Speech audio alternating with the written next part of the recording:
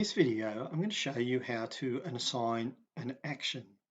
Now, what do I mean by assigning an action? It's informing someone or reminding yourself even that something important has to happen, such as when you realize something like a fence needs to be fixed, whatever, you assign an action to make sure it gets done.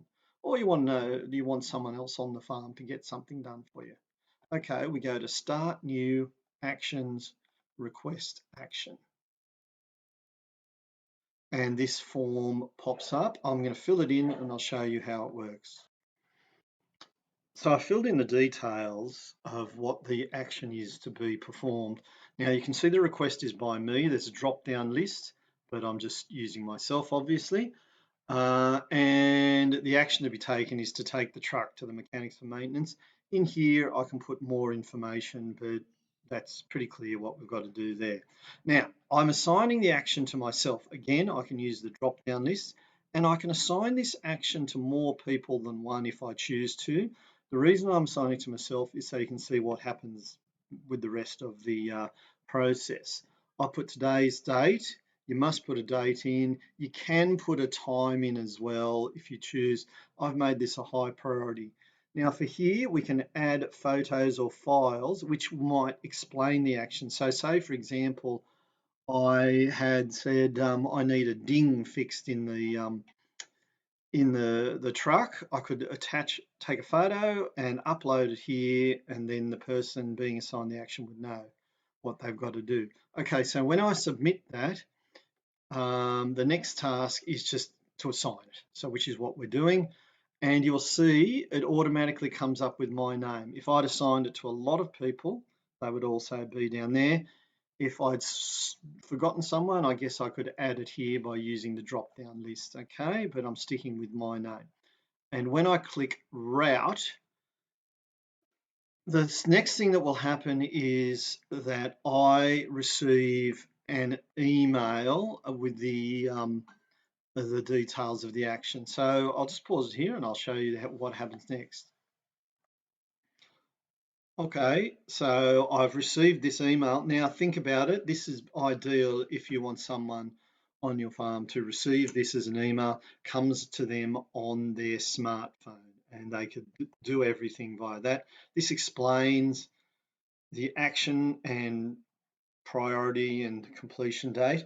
If I click here, it actually takes me into the system and shows me the action that is to be recorded. Okay, and actually, now that I'm in here, why don't we go to the next step? Let's assume that I've done the action now.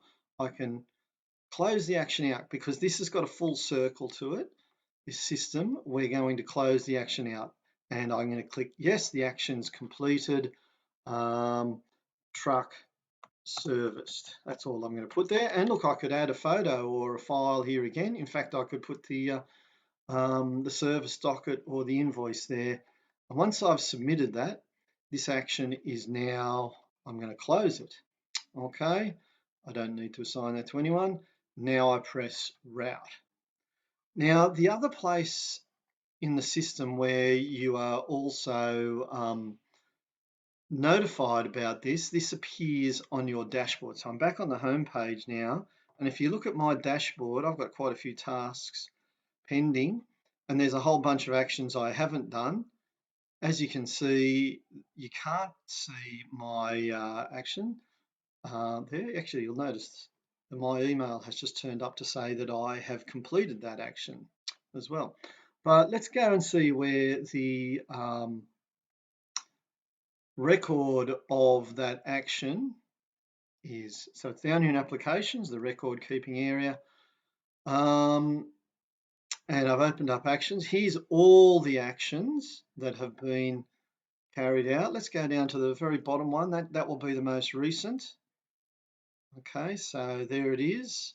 Take forward truck to mechanics for maintenance. But you'll also see there's closed and open actions. Well, we did close that out, remember? So, and there it is. And if I go to click on their black blue box, it's open. So that is the entire process. That's how you assign an action, and that's, we can monitor that it does get done.